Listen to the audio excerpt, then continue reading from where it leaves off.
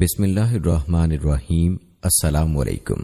ناظرین، آج کی اس خاص ویڈیو میں حضرت صالح علیہ السلام کی زندگی کے اہم واقعات پر روشنی ڈالیں گے اور آپ کو حضرت صالح علیہ السلام کی اونٹنی کا واقعہ بھی مکمل تفصیل کے ساتھ بتائیں گے،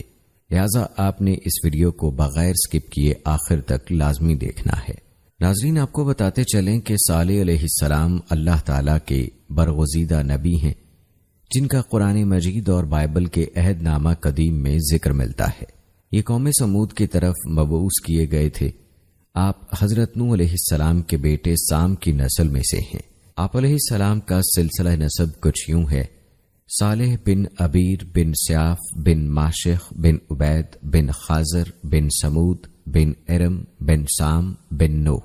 روایات بتاتی ہیں کہ آج سے کم از کم 4000 سال پہلے حجاز مقدس اور تبوک کے درمیان حجر نامی جگہ میں ایک قوم سمود آباد تھی۔ یہ جگہ آج کل مدائن صالح کے نام سے مشہور ہے۔ یہ ایک پہاڑی علاقہ ہے۔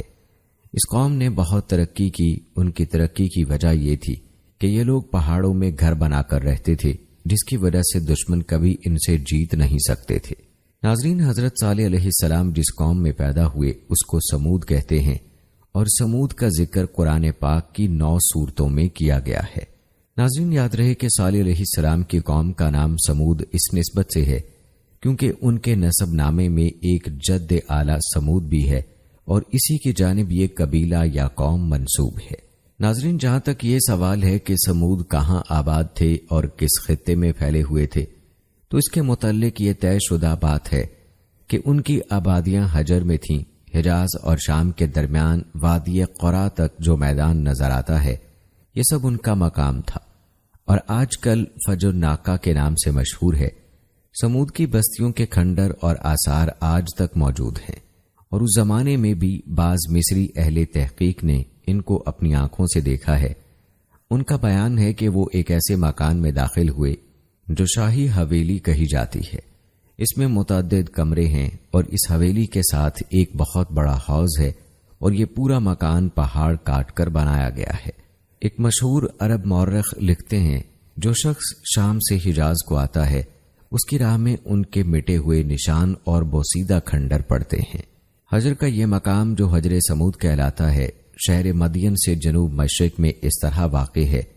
کہ خلیج عقبہ اس کے سامنے پڑتی ہے، اور جس طرح عاد کو عاد ارم کہا گیا ہے، حتیٰ کہ قرآن مجید نے تو ارم کو ان کی مستقل صفت ہی بنا دیا۔ اسی طرح ان کی ہلاکت کے بعد ان کو سمود ارم یا عاد ثانیہ کہا جاتا ہے۔ ناظرین، جہاں تک سوال ہے کہ سمود کی اصل کیا ہے اور ان کا وجود کب ہوا اور کس زمانے میں ہوا، اس بارے میں مورخین اور مستشرقین کی آراء سے آپ کو آگاہ کریں گے، لیکن پہلے حضرت صالح علیہ السلام اور ان کی قوم کے حالات و واقعات آپ کو بتاتے ہیں۔ ناظرین، آپ کو بتاتے چلیں کہ دیگر نبیوں کی طرح حضرت صالح علیہ السلام نے بھی اپنی قوم کو راہ راست پر لانے کی بہت کوشش کی۔ وہ دن رات انہیں سمجھاتے رہے کہ اے میری قوم، تم اللہ کی عبادت کرو، اس کے سوا تمہارا کوئی معبود نہیں ہے، اسی نے تم کو پیدا کیا اور آباد کیا، تو اس سے مغفرت مانگو اور اس کے آگے توبہ کرو۔ بے شک میرا پروردگار نزدیک بھی ہے اور دعا کا قبول کرنے والا بھی ہے۔ اس پر قوم ان کے خلاف ہو گئی اور یوں گویا ہوئی، جس کا ذکر اللہ تعالیٰ نے سورہ ہود کی آیت نمبر 62 میں کیا ہے۔ انہوں نے کہا، اے صالح، اس سے پہلے ہم تم سے کئی طرح کی امیدیں رکھتے تھے، اب وہ منقطع ہو گئیں۔ کیا تم ہم کو ان چیزوں سے منع کرتے ہو جن کو ہمارے بزرگ پوجتے چلے آئے ہیں، اور جس بات کی طرف تم ہم کو بلاتے ہو اس میں ہمیں قوی شبہ ہے۔ البتہ حضرت صالح علیہ السلام نے اپنی دعوت جاری رکھی، اور حضرت صالح علیہ السلام کی مسلسل واضح و نصیحت اور اس کے نتیجے میں غریب لوگوں کا ایمان لانا قوم سمود کے سرداروں کے لیے تشویش کا باعث تھا۔ دراصل غرور و تکبر کے دلدل میں دھنسے یہ لوگ اس بات کا تصور بھی نہیں کر سکتے تھے کہ کوئی عام آدمی اس طرح محفلوں اور چوک چوراہوں پر کھڑا ہو کر ان کے آباء و اجداد کے خداؤں کی نفی کرے اور صرف ایک اندیکھے رب کی عبادت کی بات کرے۔ چنانچہ اس مسئلے کا حل ڈھونڈنے کے لیے سب سردار سر جوڑ کر بیٹھے، اور پھر متفقہ طور پر ایک نتیجے پر پہنچنے کے بعد انہوں نے حضرت صالح علیہ السلام کو بلایا اور کہا، اے صالح،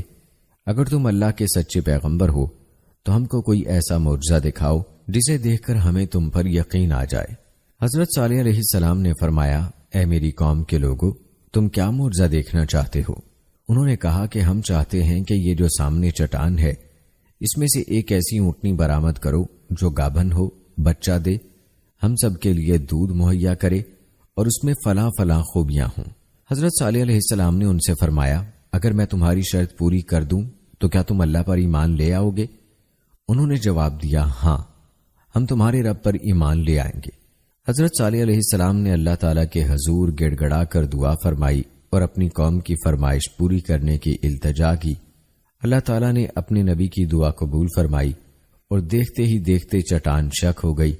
اور اس میں سے ایک طویل القامت خوبصورت اونٹنی برآمد ہوئی جس میں وہ سب خوبیاں تھیں جن کی قوم سمود نے فرمائش کی تھی۔ یہ محیر العقول منظر دیکھ کر قوم سمود لاجواب ہو گئی۔ اس موقع پر قوم کے سرداروں میں سے ایک جندہ بن عمر بن محلات بن لبید اپنے چند ساتھیوں کے ساتھ ایمان لے آیا، لیکن اکثریت اپنی ہٹ دھرمی پر قائم رہی اور اسے جادو کا کمال ظاہر کرتی رہی۔ اس موقع پر حضرت صالح علیہ السلام نے اپنی قوم سے فرمایا، اے میری قوم،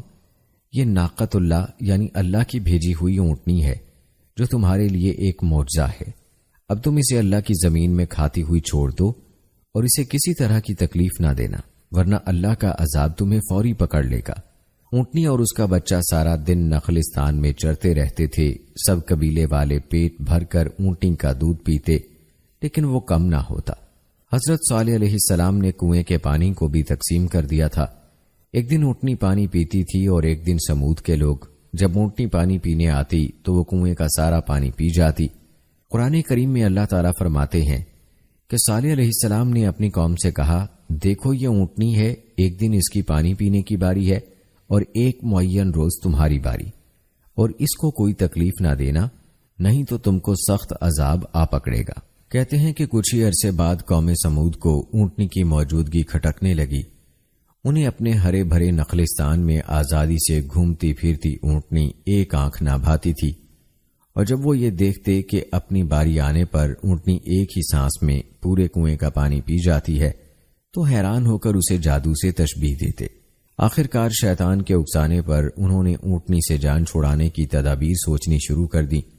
اور اس کا ایک ہی حل تھا کہ اسے ہلاک کر دیا جائے، مگر کیسے؟ قوم سمود کے سردار یہ کام خود اپنے ہاتھوں انجام دینے کو تیار نہ تھے، سو انہوں نے دو نہایت اونچے اور مالدار خاندان کی آزاد منش عورتوں کو راضی کیا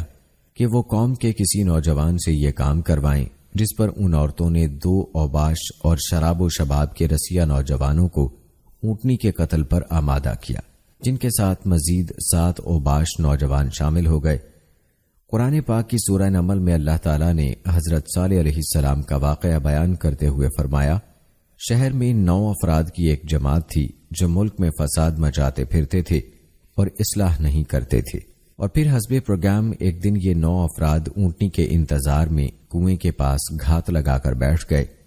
جبکہ قوم کے لوگ اللہ کے عذاب کے ڈر سے چھپ کر یہ منظر دیکھنے لگے۔ جب اونٹنی کنویں کے قریب آئی تو مزدہ نامی شخص نے تیر چلایا جو اس کی پنڈلی میں پیوست ہو گیا اور ٹانگ سے خون کا فوارہ جاری ہو گیا۔ اونٹنی کو زخمی دیکھ کر باقی لوگ خوف زدہ ہو کر پیچھے ہٹ گئے۔ یہ منظر دیکھ کر دونوں عورتیں آگے بڑھیں اور مردوں کو برا بھلا کہنا شروع کر دیا، جس پر قبیلے کا سب سے قوی شخص قدار بن سالف آگے بڑھا اور تلوار کے ایک بھرپور وار سے اونٹنی کی کونچیں یعنی پچھلے پاؤں کے اوپر کا حصہ کاٹ ڈالی۔ اونٹنی شدید زخمی ہو کر زمین پر گر پڑی اور ایک زوردار چیخ ماری۔ اسی اثناء میں زخمی اونٹنی کو گھیرے میں لے کر اس پر نیزوں اور تلواروں کے لاتعداد وار کیے گئے، جس سے وہ ہلاک ہو گئی۔ ادھر اس کا بچہ بھاگتا ہوا پہاڑ پر چڑھا اور چیخیں مارتا غائب ہو گیا۔ ایک روایت یہ بھی ہے کہ ان درندوں نے پیچھا کر کے اسے بھی مار ڈالا، واللہ عالم۔ دوستو، کہا جاتا ہے کہ اونٹنی کے قتل کے بعد جب ان لوگوں نے دیکھا کہ کوئی عذاب نازل نہیں ہوا تو مارے خوشی کے دیوانے ہو گئے اور جشن مناتے ہوئے چیخ چیخ کر حضرت صالح علیہ السلام کو چیلنج کرنے لگے کہ تم جس عذاب سے ڈراتے ہو اسے لا کر دکھاؤ۔ قرآن پاک میں ارشاد باری تعالیٰ ہے، آخر انہوں نے اونٹنی کی کونچیں کاٹ ڈالیں اور اپنے پروردگار کے حکم سے سرکشی کی اور کہنے لگے کہ صالح، جس چیز سے تم ہمیں ڈراتے تھے اگر تم اللہ کے پیغمبر ہو تو اسے ہم پر لے آؤ۔ کہا جاتا ہے کہ ناقۃ اللہ یعنی اللہ کی اونٹنی کے قتل کی خبر سن کر حضرت صالح علیہ السلام آپ دیدہ ہو گئے اور فرمایا، اس بدنصیب قوم کو اب اللہ کے عذاب سے کوئی نہیں بچا سکتا۔ ادھر سمود کے لوگوں کی دیدہ دلیری اور جرأت میں مزید اضافہ ہو گیا۔ ان کے دل سے ڈر اور خوف نکل چکا تھا، چنانچہ انہوں نے اسی رات حضرت صالح علیہ السلام کو بھی قتل کرنے کا پروگرام بنا لیا تاکہ اونٹنی کے ساتھ ان کا بھی قصہ ختم ہو جائے۔ وہ 9 افراد ایک پہاڑ کی گھاٹی میں چھپ کر بیٹھ گئے تاکہ جب حضرت صالح علیہ السلام وہاں سے گزریں تو انہیں قتل کر دیں۔ اگر کائنات کا مالک اللہ قوم سمود کے ہر مکر و فریب اور شیطان کی چال بازیوں سے خوب واقف تھا، چنانچہ پہاڑ سے ان پر پتھر برسائے گئے جن سے وہ سب ہلاک ہو گئے۔ دوسرے دن جب لوگوں کا وہاں سے گزر ہوا تو دیکھا کہ 9 کے 9 افراد پتھروں کے نیچے مرے پڑے تھے۔ دوستو، یاد رہے کہ حضرت صالح علیہ السلام کو اونٹنی کے قتل کا بڑا غم تھا اور اب اتمام حجت ہو چکا تھا۔ اللہ تعالیٰ کے وعدے کے مطابق اب عذاب آنا ہی تھا، لہذا حضرت صالح علیہ السلام نے اپنی قوم کو مطلع فرمایا کہ اب تمہارے پاس عیش و عشرت کے صرف 3 دن بچے ہیں، اس کے بعد ایک سخت عذاب تم پر نازل ہوگا۔ اللہ تعالیٰ فرماتا ہے کہ جب انہوں نے کونچیں کاٹ ڈالی تو صالح علیہ السلام نے کہا کہ اپنے گھروں میں 3 دن اور فائدے اٹھا لو، یہ وعدہ جھوٹا نہیں ہے۔ حضرت صالح علیہ السلام کی بات سن کر وہ لوگ ہنسی مذاق اور استہزاء کرنے لگے اور طنزیہ استفسار کیا کہ یہ 3 دن ہم کیسے گزاریں گے۔ حضرت صالح علیہ السلام نے فرمایا، پہلے دن تمہارے چہرے زرد ہو جائیں گے، دوسرے دن رنگ سرخ ہو جائے گا اور تیسرے دن تمہارے چہروں پر نحوست پوری طرح عیاں ہو جائے گی، یعنی وہ سیاہ پڑ جائیں گے، اور چوتھے دن تم پر قہر الہی نازل ہوگا۔ اور پھر جب تینوں دن ایسا ہی ہوا تو وہ خوفزدہ ہو گئے اور انتظار کرنے لگے کہ اب کس قسم کا عذاب نازل ہونے والا ہے۔ اب چوتھے دن کا سورج طلوع ہوا ہی تھا کہ آسمان سے ایک بہت تیز چیخ کی آواز چنگھاڑ کی صورت بلند ہوئی، جس نے ان کے کانوں کے پردے پھاڑ دیے، دل دہلا دیے۔ چیخ کی آواز کے ساتھ ہی ان کی روحیں جسموں کا ساتھ چھوڑنے لگیں اور وہ اپنی اپنی جگہوں پر اوندھے پڑے سسک سسک کر ختم ہونے لگے۔ کچھ ہی دیر میں لاکھوں افراد پر مشتمل نہایت قوی اور طاقتور قوم جانوروں کے کھائے ہوئے بھوسے کی طرح ڈھیر ہو چکی تھی، اور کفر و شرک میں مبتلا غرور و تکبر میں ڈوبے لوگوں کا شاندار اور بارونق شہر خاموشہ میں تبدیل ہو کر ہمیشہ کے لیے عبرت کا نشان بن گیا۔ جیسا کہ اللہ تعالیٰ کا قرآن پاک میں ارشاد ہے، اور جن لوگوں نے ظلم کیا تھا ان کو چنگھاڑ کی صورت میں عذاب نے آ پکڑا تو وہ اپنے گھروں میں اوندھے پڑے رہ گئے، گویا کبھی ان میں بسے ہی نہ تھے۔ سن رکھو کہ سمود نے اپنے پروردگار سے کفر کیا، اور سن رکھو سمود پر پھٹکار ہے۔ اللہ تعالیٰ نے اس عذاب سے حضرت صالح علیہ السلام اور ان پر ایمان لانے والوں کو محفوظ رکھا۔ چنانچہ اللہ تعالیٰ نے فرمایا، جب ہمارا حکم آ گیا تو ہم نے صالح کو اور جو لوگ ان کے ساتھ ایمان لائے تھے ان کو اپنی مہربانی سے بچا لیا اور اس دن کی رسوائی سے محفوظ رکھا۔ بے شک تمہارا پروردگار طاقتور اور زبردست ہے۔ دوستو، آپ نے ملاحظہ کیا کہ حضرت صالح علیہ السلام کی قوم نے اللہ تعالیٰ کے معجزے کے ساتھ کیا کیا سلوک کیا اور کس طرح اللہ کے عذاب کا شکار ہوئے، حالانکہ اس قوم پر اللہ تعالیٰ کی بے شمار نعمتیں تھیں۔ دوستو، سمود کے بارے میں مستشرقین کی آراء کیا ہیں یہ بھی آپ کو بتاتے ہیں، لیکن پہلے آپ کو مختصراً قوم سمود کی جائے پیدائش کے بارے میں اور وادی سمود کے موجودہ حالات کے بارے میں بتاتے ہیں۔ دوستو، یاد رہے کہ قدیم جزیرۃ العرب کے شمال مغربی علاقے میں واقع وادی القرا اپنی ہریالی و شادابی میں بے مثال ہے۔ اس وادی پر قوم سمود کی حکمرانی تھی، جبکہ اس کے مد مقابل جنوب مشرقی عرب پر قوم عاد قابض تھی۔ قوم سمود بھی قوم عاد کی طرح نہایت طاقتور، طویل القامت اور زبردست شان و شوکت کی مالک تھی، اور اسے فن تعمیر میں بھی کمال حاصل تھا۔ پہاڑوں کو تراش کر انتہائی خوبصورت عمارتیں بنانے کا فن گویا ان پر ختم تھا۔ اس قوم کے دارالحکومت کا نام حجر تھا، جو حجاز مقدس سے شام جانے والے قدیم راستے پر واقع تھا۔ اب یہ علاقہ مدین صالح کہلاتا ہے۔ مدائن صالح کے قدیم شہروں میں ایک العلا ہے جو آج بھی پر رونق اور آباد ہے۔ مدینہ منورہ سے تبوک جاتے ہوئے بڑی شاہراہ پر تقریباً 450 کلومیٹر کی مسافت پر یہ شہر واقع ہے۔ دوستو یاد رہے کہ آج بھی وادی سمود ایک جائے عبرت کا نقشہ پیش کر رہی ہے۔ العلا شہر ہی سے وادی سمود میں داخلے کا راستہ ہے۔ آپ کو بتاتے چلیں کہ سعودی حکومت نے وادی سمود کی تاریخی حیثیت کے پیش نظر 1972 میں اسے سیاحوں کے لیے کھول دیا تھا اور یہاں کے ریلوے اسٹیشن کا نام بھی مدائن صالح اسٹیشن رکھا گیا ہے۔ تاہم یہ بات ذہن نشین کر لیں کہ وادی میں داخلے کے لیے محکمہ سیاحت سے اجازت نامہ لینا ضروری ہے۔ یہ لکود ایک میدان چٹیل بیابان 18 سے 20 مربع میل پر پھیلا ہوا ہے، جہاں ہزاروں ایکڑ کے رقبے پر وہ خوبصورت تاریخی عمارات ہیں جنہیں قوم سمود نے سخت سرخ چٹانیں تراش کر بنایا تھا۔ دوسری جانب نرم میدانی علاقوں میں عالی شان مکانات کے کھنڈرات ہیں۔ 1000 سال قبل مسیح کے ان فن پاروں کو دیکھ کر آج کے جدید ترقی یافتہ انسان اور ماہر تعمیرات حیران رہ جاتے ہیں۔ سرخ پہاڑوں کے اندر اس شہر خاموشاں کی ہزاروں تاریخی عمارتوں کی موجودگی یہ بتاتی ہے کہ اس زمانے میں بھی اس شہر کی آبادی 4 یا 5 لاکھ سے کم نہ ہوگی، جسے ان کی بدعمالیوں اور نافرمانیوں کے سبب ایک زوردار، تیز اور ہولناک آواز کے ذریعے آنن فانن ہلاک کر دیا گیا۔ جیسا کہ قرآن پاک میں اللہ تعالیٰ فرماتے ہیں، اور سمود کے ساتھ کیا کیا جو وادی قرا میں پتھر تراشتے اور گھر بناتے تھے۔ دوستو قرآن پاک میں اللہ تعالیٰ فرماتے ہیں کہ میری بنائی ہوئی زمین میں گھومو پھرو، اس کی سیر کرو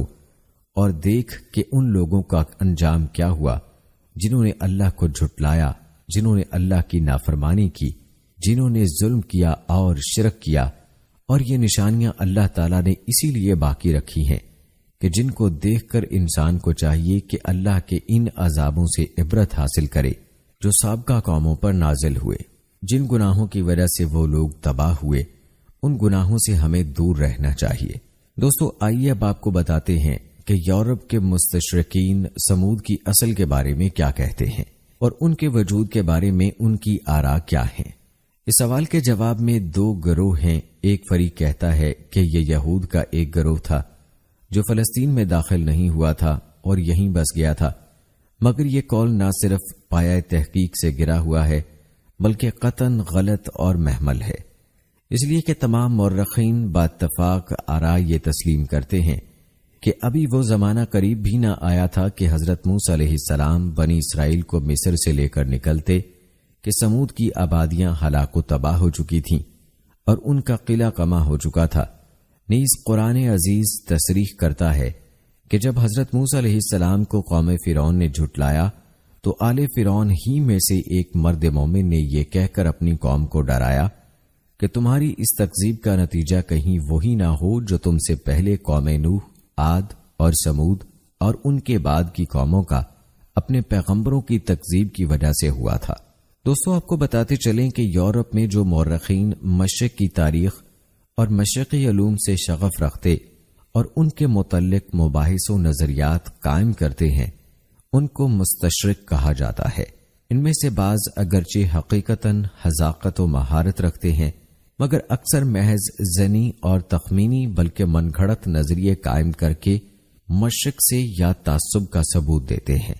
مستشرقین کی دوسری جماعت کہتی ہے کہ یہ امالکہ میں سے تھے اور فرات کے مغربی ساحل سے اٹھ کر یہاں آباد ہو گئے تھے۔ ان میں سے بعض کا یہ خیال ہے کہ یہ ان امالکہ میں سے تھے جن کو مصر کے بادشاہ احمس نے خارج البلد کر دیا تھا، اور چونکہ مصر کے زمانے میں فنسنگ تراشی میں انہوں نے کمال حاصل کر لیا تھا، اس لیے حجر جا کر پہاڑوں اور پتھروں کو تراش کر بے نظیر عمارات تعمیر کی اور عام رائج طریقے پر بھی عالی شان محل بنائے۔ پہلے بھی ذکر ہو چکا ہے کہ عاد و سمود سامی اقوام میں سے ہیں، اور یہ کہ اہل عرب ان کو محض یہود کی غلط تقلید میں امالکہ میں سے کہہ دیتے ہیں، حالانکہ املیک بن عود کا اس نسل سے کوئی رشتہ نہیں تھا، اس لیے یہ قول بھی صحیح نہیں ہے۔ دوستو ان تمام آراء کے خلاف محققین کی رائے یہ ہے کہ یہ عاد کا بقیہ ہیں اور یہی صحیح اور راجح قول ہے، اور اہل حضر موت کا یہ دعویٰ کہ سمود کی آبادیاں اور محلات عاد کی صناعی کا نتیجہ ہیں، اس قول کا مخالف نہیں ہے۔ کہ سمود فن تعمیر میں ید طولہ رکھتے تھے اور یہ امارات ان کی اپنی تعمیر ہیں، اس لیے کہ عاد اولا اور عاد ثانیہ بہرحال عاد ہیں۔ حضرت صالح علیہ السلام کا اپنی قوم سے یہ خطاب بھی اس کی تائید کرتا ہے، اور تم اس وقت کو یاد کرو کہ تم کو خدا نے عاد کے بعد ان کا قائم مقام بنایا اور تم کو زمین پر جگہ دی کہ تم اس کی سطح اور نرم حصوں پر محلات بناتے ہو، اور تم کو زمین پر جگہ دی کہ تم اس کی سطح اور نرم حصوں پر محلات بناتے ہو اور سنگ تراشی کر کے پہاڑوں میں مکان تراشتے ہو۔ دوستو، رہا سمود کے زمانے کا مسئلہ، سو اس کے متعلق کوئی فیصلہ کن وقت نہیں بتایا جا سکتا، اس لیے کہ تاریخ اس بارے میں غیر مطمئن ہے۔ البتہ یہ یقینی طور پر کہا جا سکتا ہے کہ ان کا زمانہ حضرت ابراہیم علیہ السلام سے پہلے کا زمانہ ہے، اور وہ اس جلیل القدر پیغمبر کی بعثت سے بہت پہلے ہلاک ہو چکے تھے۔ یہ بات بھی قابل لحاظ ہے کہ سمود کی آبادیوں کے قریب بعض ایسی قبریں پائی جاتی ہیں کہ جن پر آرامی زبان کے کتبے لگے ہوئے ہیں، اور ان کتبوں پر جو تاریخ کندہ ہے وہ حضرت عیسیٰ علیہ السلام کی ولادت سے پہلے کی ہے، تو اس سے یہ مغالطہ ہوتا ہے کہ یہ قوم حضرت موسیٰ علیہ السلام کے بعد وجود میں آئی ہے، حالانکہ ایسا نہیں ہے۔ یہ دراصل ان لوگوں کی قبریں ہیں جو اس قوم کی ہلاکت کے ہزاروں برس کے بعد اتفاقاً یہاں آ کر بس گئے، اور انہوں نے اپنے بزرگوں کے آثار کی قدامت ظاہر کرنے کے لیے آرامی خط میں جو قدیم خط ہے اپنے خط پہ لکھ کر لگا دیے تاکہ یادگار رہیں، ورنہ وہ قبریں نہ سمود کی ہیں اور نہ ان کا یہ زمانہ ہے۔ مصر کا مشہور عیسائی مورخ جورجی زیدان اپنے کتاب العرب قبل الاسلام میں اسی کے قریب قریب لکھتا ہے، کہتا ہے،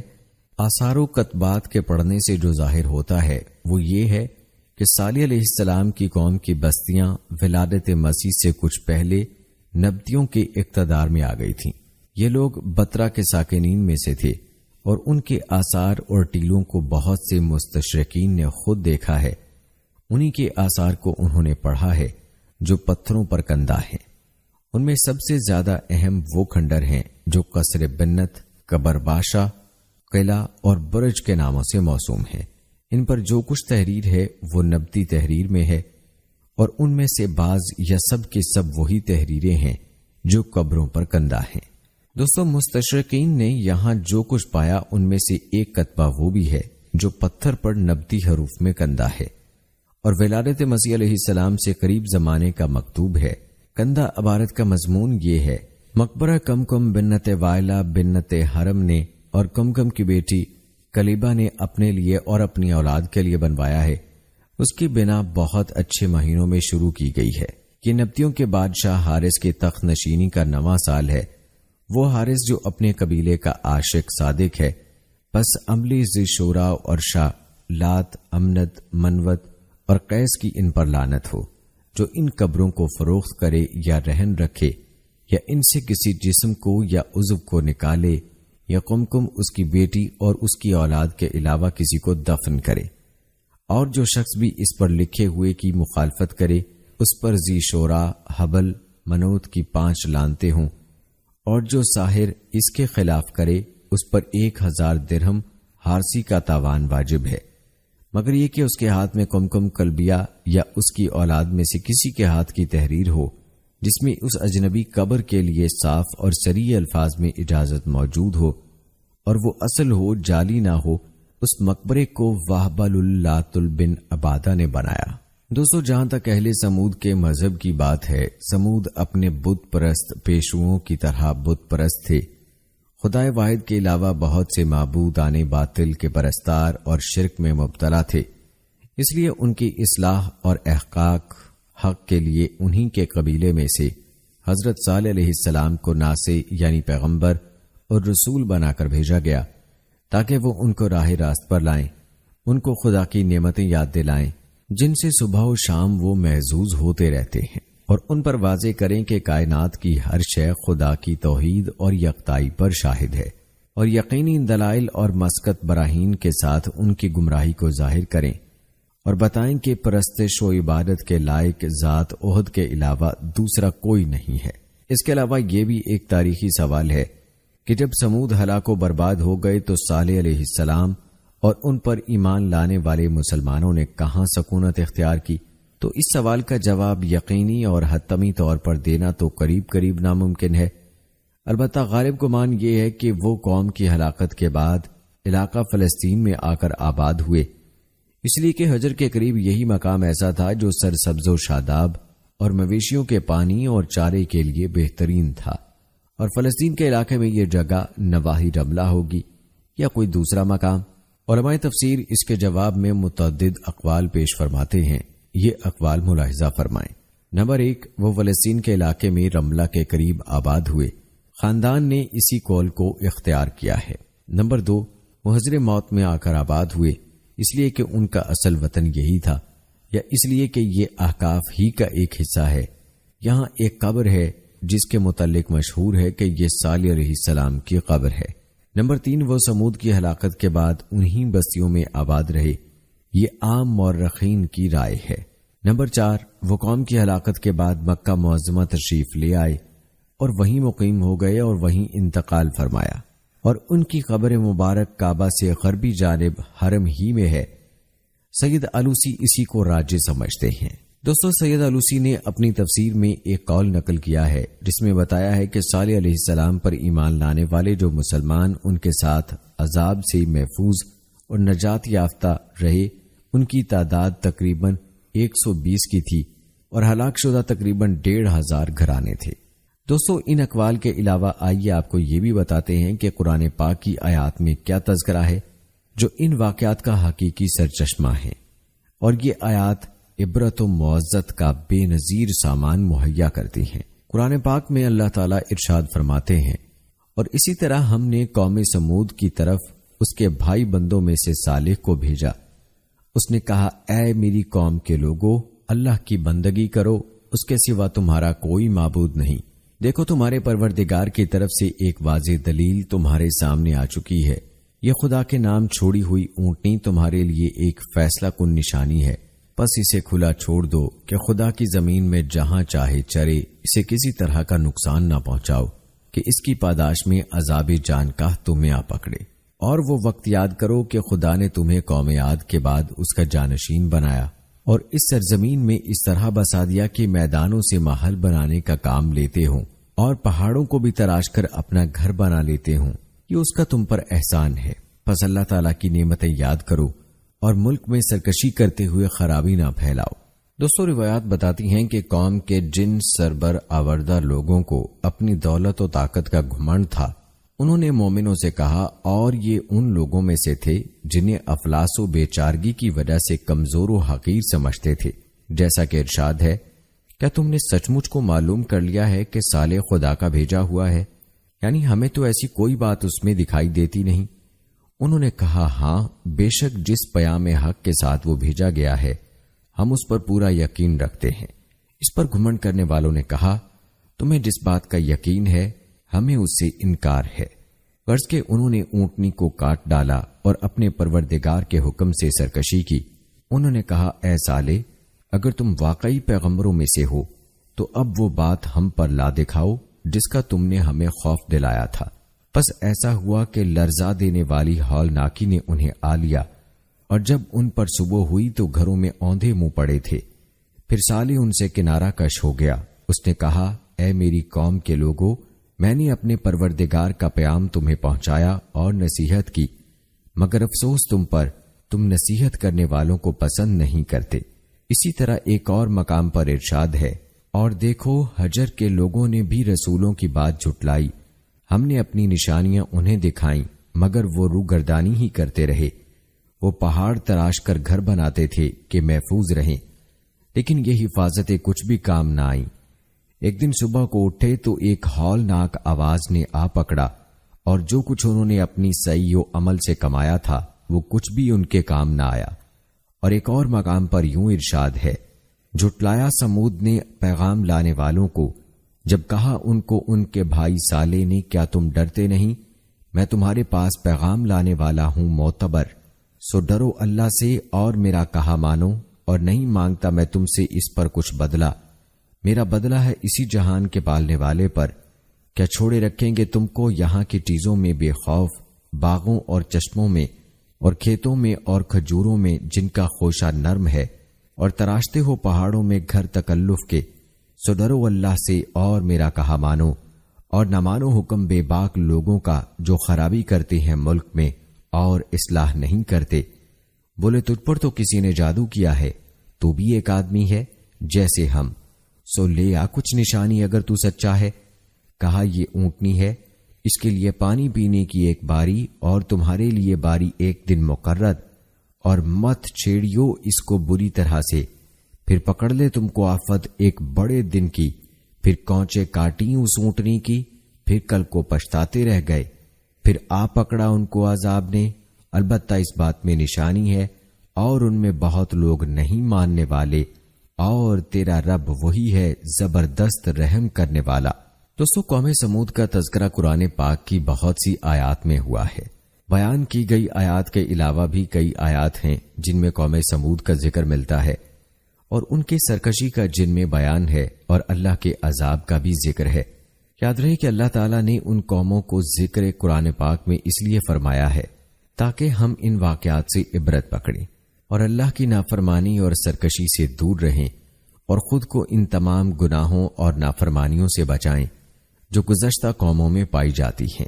دوستو، حضرت صالح علیہ السلام کی قوم یعنی قوم سمود کے اس واقعے میں ہمارے لیے کیا عبرتیں موجود ہیں یہ بھی آپ کو بتائیں گے، لیکن پہلے بات کرتے ہیں حضرت صالح علیہ السلام کی وفات کی۔ دوستو، ابن کثیر رحمت اللہ علیہ کے مطابق حضرت صالح علیہ السلام کا انتقال 280 برس کی عمر میں ہوا۔ البتہ آپ علیہ السلام کی وفات کے حوالے سے زیادہ معلومات تاریخ کی کتب میں نہیں ملتی۔ دوستو، ہم بات کر رہے تھے قوم سمود کے واقعے میں موجود عبرتوں کی۔ آئیے اس بارے میں مختصر تذکرہ کرتے ہیں۔ دوستو، ناقۃ اللہ اگرچہ صالح علیہ السلام کی صداقت رسالت کی ایک نشانی تھی،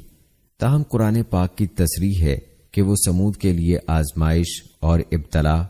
اور نتیجہ و ثمرہ میں ان کی ہلاکت کا نشان ثابت ہوئی، جیسا کہ ارشاد باری تعالیٰ ہے، بے شک ہم بھیجنے والے ہیں ناکا کو ان کی آزمائش اور امتحان کے لیے، پس تو ان کے انتظار میں رہ اور صبر اختیار کر۔ دوستو، یہ اللہ تعالیٰ کی سنت رہی ہے کہ اگر وہ اپنے پیغمبر کو کسی قوم کی ہدایت کے لیے بھیجے اور قوم اس کی ہدایت پر کان نہ دھرے تو ضروری نہیں کہ وہ قوم ہلاک ہی کر دی جائے، لیکن جو قوم اپنے نبی سے اس وعدے پر نشانی طلب کرے کہ اگر ان کا مطلوبہ نشان ظاہر ہو گیا تو وہ ضرور ایمان لے آئیں گے، اور پھر وہ ایمان نہ لائے تو اس قوم کی ہلاکت یقینی ہو جاتی ہے اور خدا تعالیٰ اس کو معاف نہیں کرتا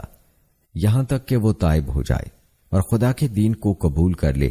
اور یا عذاب الہی سے صفحہ ہستی سے مٹ کر دوسروں کے لیے عبرت کا سبب بن جائے۔ لیکن دوستو، یاد رکھیں اس سنت اللہ سے نبی اکرم صلی اللہ علیہ وآلہ وسلم کا پیغام رسالت مستثنا ہے، اس لیے کہ آپ صلی اللہ علیہ وآلہ وسلم نے احادیث میں تصریح فرمائی ہے کہ میں نے خدا تعالیٰ سے دعا مانگی کہ وہ میری امت میں عذاب عام مسلط نہ فرمائے، اور اللہ تعالیٰ نے میری دعا قبول فرما لی۔ اور قرآن پاک میں اللہ تعالیٰ نے آپ صلی اللہ علیہ وآلہ وسلم کی اس تصریح کی یہ کہہ کر تصدیق بھی فرما دی، اے رسول، اس حال میں کہ تو ان میں موجود ہے، خدا تعالیٰ ان کافروں پر عام عذاب مسلط نہ کرے گا۔ دوستو، یہ مہلک غلطی اور نفس کا دھوکہ ہے کہ انسان خوشی، عیشی، رفاہیت اور دنیاوی جاہ و جلال کو دیکھ کر یہ سمجھ بیٹھے جس قوم یا جس فرد کے پاس یہ سب کچھ موجود ہے وہ ضرور خدا تعالیٰ کے سائے میں ہے، اور یہ کہ ان کی یہ خوشی عیشی اس کی علامت ہے کہ خدا تعالیٰ کی خوشنودی ان کے ساتھ ہے۔ یہ دھوکہ اور غلطی اس لیے ہے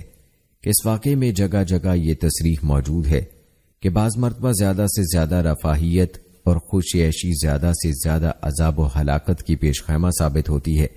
اگرچہ قوموں کے لیے اس کی مدت چند ماہ یا چند سال نہیں بلکہ گھبرا دینے والی مدت ہی کیوں نہ ہو، مگر ہر قسم کی دنیاوی کامرانیوں اور خوش عیشیوں کے ساتھ ساتھ جب ظلم، سرکشی اور غرور کسی قوم کا مستقل شعار بن جائے تو سمجھو کہ اس کی تباہی و ہلاکت کا وقت قریب آ پہنچا۔ اور ارشاد باری تعالیٰ ہے، تیرے خدا کی پکڑ بہت سخت ہے۔ البتہ ان تمام رفاہیتوں کے ساتھ اگر قوم کے اکثر افراد خدا کے شکر گزار ہوں، اس کے بندوں کے ساتھ انصاف کرنے والے اور باہم حسن نیت اور خیر خواہی پر عامل ہوں، تو بلا شبہ وہ مقبول بارگاہ الہی ہیں اور انہی کو دنیا و آخرت کی کامرانیوں کی بشارت ہے، اور انہی کے لیے یہ دنیاوی عیش خدا کی بے غایت نعمتوں کی علامت ہے۔ دوستو، اللہ تعالیٰ کا ارشاد ہے، اللہ نے ان لوگوں سے وعدہ کر لیا جو تم میں سے ایمان لائے ہیں اور جنہوں نے نیک عمل کیے ہیں، یہ کہ ان کو زمین کے خلافت دے گا جیسا کہ ان سے اگلوں کو خلیفہ بنایا تھا، اور ان کے لیے ان کا دین مضبوط کر دے گا جو اس نے ان کے لیے پسند کیا ہے، اور ان کے خوف کو امن سے بدل دے گا، جن کی شان یہ ہوگی کہ وہ میری بندگی کریں گے اور میرے ساتھ کسی کو کسی حیثیت سے بھی شریک نہ کریں گے۔ اسی طرح ارشاد ہے، اور بلا شبہ ہم نے نصیحت کے بعد زبور میں لکھ دیا کہ زمین کی وراثت میرے نیک بندوں کو حاصل ہوگی۔ دوستو، یہ آیات صراحت کر رہی ہیں کہ حکومت و دولت کا وعدہ وراثت کی حیثیت سے صرف انہی کا حصہ ہے جو مومن بھی ہیں اور خدا کے احکام پر عامل بن کر صالحین نیکوکاروں کی صف میں بھی شامل ہیں، یعنی جن کی اجتماعی زندگی کا قالب ایک ساتھ ان دونوں صفات سے متصف ہے، ان کے لیے بلا شبہ یہ حکومت و دولت اللہ کا انعام و اکرام ہے۔ اور اگر یہ نہیں ہے تو پھر حکومت و دولت کے لیے مومن و کافر کی کوئی تخصیص نہیں۔ خدا کی حکمتوں اور مصلحتوں کے پیش نظر یہ دنیاوی اسباب کی شکل میں چلتی پھرتی چھاؤں ہے، اور ایسی حکومت و دولت کے لیے ہرگز یہ ضروری نہیں ہے کہ اس کے ساتھ اللہ کی خوشنودی اور اس کا فضل و کرم بھی شامل حال ہو۔ دوستو، یہ تھا تذکرہ قوم سمود کے واقعے میں موجود عبرتوں کا۔ یاد رکھیں کہ اس قوم کی سب سے بڑی بدبختی یہ تھی کہ انہوں نے اللہ تعالیٰ کی نشانی کے ساتھ گستاخی کی، جس کی وجہ سے اللہ کے غیظ و غضب کا شکار ہوئی۔ دوستو، آپ کو بتاتے چلیں کہ حضرت صالح علیہ السلام کو عطا کیا گیا معجزہ حقیقت میں اپنی نوعیت کا ایک عجیب معجزہ تھا، کیونکہ پہاڑ سے اونٹنی کا نکلنا اور پھر نکل کر بچہ جننا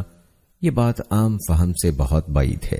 لیکن یاد رہے کہ معجزہ تو اصل میں یہی ہے کہ جو ناممکن معلوم ہو اور اللہ کی قدرت سے ممکن ہو جائے۔ دوستو، آخر میں آپ کو تفصیل کے ساتھ یہ بتاتے ہیں کہ معجزہ کیا ہے۔ اس مفہوم کا سمجھنا ہر مسلمان کے لیے ضروری ہے، لہذا ویڈیو کو آپ سکپ نہ کیجیے گا۔ دوستو، قرآن مجید کی یہ سنت ہے کہ وہ انسانوں کی ہدایت کے لیے گزشتہ اقوام اور ان کے ہادیوں کے واقعات و حالات بیان کر کے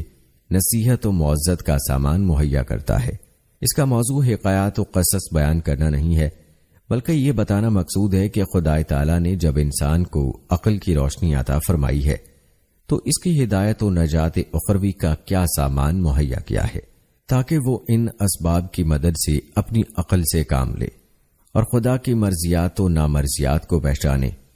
اس نے بتایا کہ خدا تعالیٰ کی یہ سنت جاریہ ہے کہ وہ انسانوں کی ہدایت کے لیے انہی میں سے پیغمبر اور رسول بھیجتا ہے،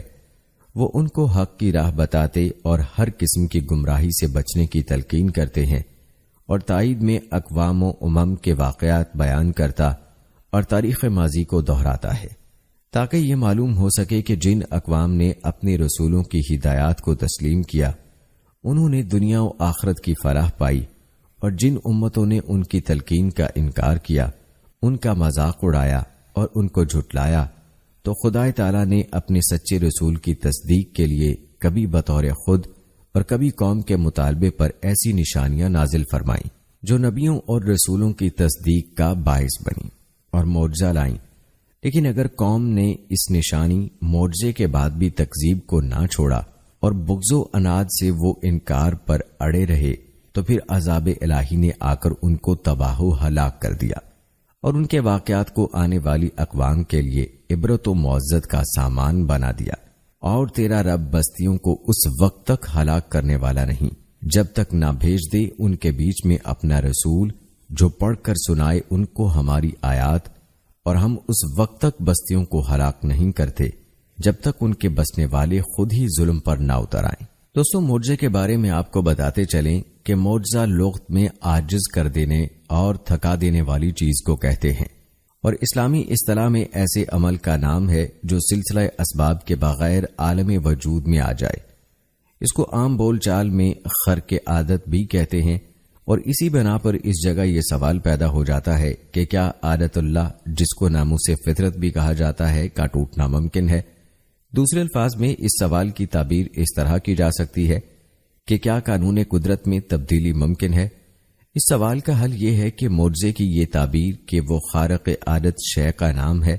غلط تعبیر ہے، اس لیے کہ خدا تعالیٰ کے قوانین قدرت یا نوامیس فطرت دراصل دو قسموں میں تقسیم ہے،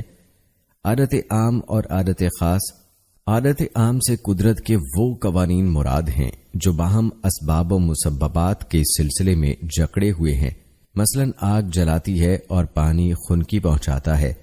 اور عادت خاص کا مطلب یہ ہے کہ اسباب و مسببات میں علاقہ پیدا کرنے والے یہ قدرت نے کسی خاص مقصد کے لیے سبب اور مسبب کے درمیانی رشتے کو کسی شے سے الگ کر دیا یا بغیر سبب کے مسبب کو وجود بخش دیا،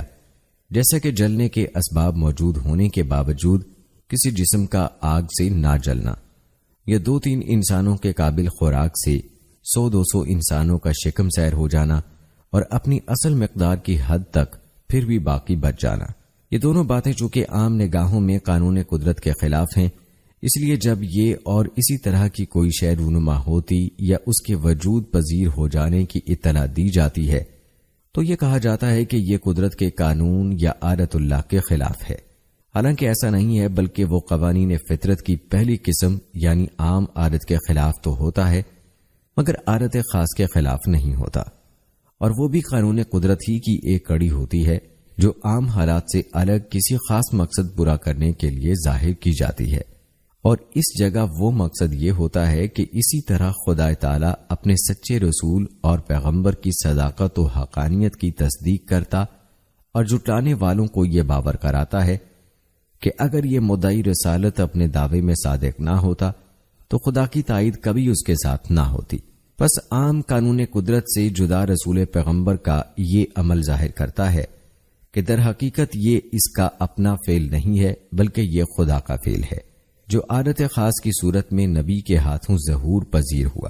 تاکہ اس کی صداقت کی دلیل بن سکے، اور اس میں شک نہیں کہ اگر کسی نبی اور پیغمبر کو معجزہ نہ بھی دیا جاتا تب بھی پیغمبر کی پیغمبرانہ زندگی، کتاب ہدایت کی موجودگی اور عقلی دلائل و براہین کی روشنی میں اس کی صداقت پر ایمان لانا از بس ضروری ہوتا، اور اس کا انکار مذہب کی اصطلاح میں کفر و جمود مانا جاتا۔ تاہم یہ بھی ایک حقیقت تامہ ہے کہ آفتاب صبح سے زیادہ روشن عقلی و نقلی دلائل کے باوجود عوام کی فطرت اکثر و بیشتر حق و صداقت کے قبول کے لیے بھی دلائل سے زیادہ ایسے امور سے جلد متاثر ہوتی ہے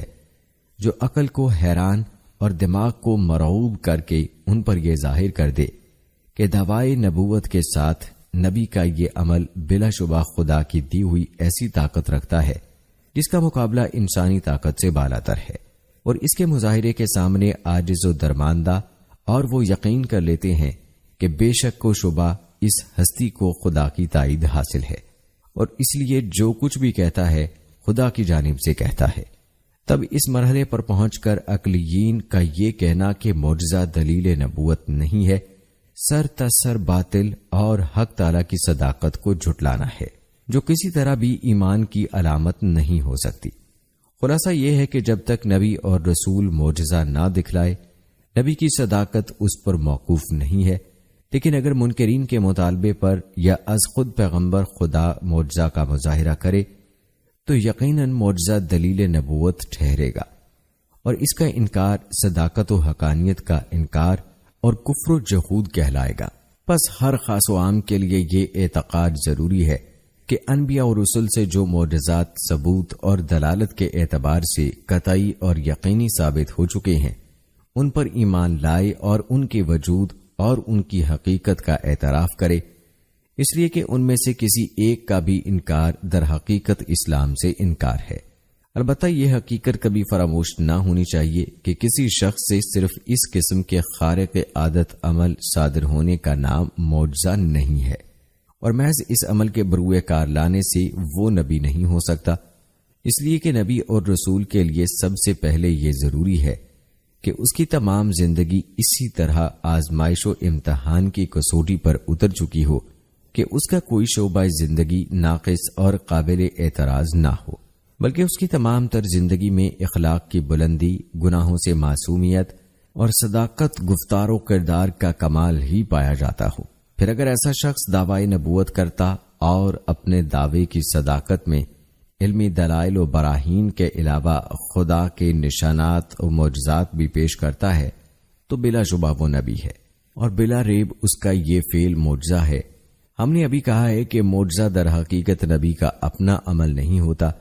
بلکہ وہ خدا تعالی کا فعل ہے جو نبی کے ہاتھوں سے ظاہر ہوتا اور معجزہ کہلاتا ہے۔ یہ اس لیے کہ نبی اور رسول بھی ایک انسان اور بشر ہی ہوتا ہے، اور کسی انسان کی قدرت میں یہ نہیں ہے کہ وہ خدا تعالی کے قوانین عام و خاص میں دخل اندازی یا در اندازی کر سکے۔ یہ تو خدا ہی کی مرضی پر ہے کہ اگر وہ چاہے اور مناسب حال اور تقاضا وقت سمجھے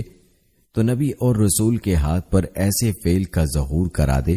جو اس کے قوانین فطرت کی عادت خاص کی قسم میں داخل ہوں، اور اگر نہ چاہے تو نبی اور رسول کے لیے بھی اس کا اظہار ناممکن اور محال ہے۔ غزوہ بدر میں جبکہ 313 کے مقابلے میں ساز و سامان سے مسلح 1000 دشمنوں کا لشکر مسلمانوں پر یلغار کرنے آیا تھا تو آپ صلی اللہ علیہ وآلہ وسلم نے ان کی جانب مٹھی بھر خاک پھینک دی، جس کی وجہ سے ہر لشکر کی آنکھوں میں خاک کے ریزے پہنچے اور وہ بے چین ہو کر آنکھیں ملنے لگا، اور اسی طرح سے مسلمانوں کو حملہ کر کے فتح حاصل ہو گئی۔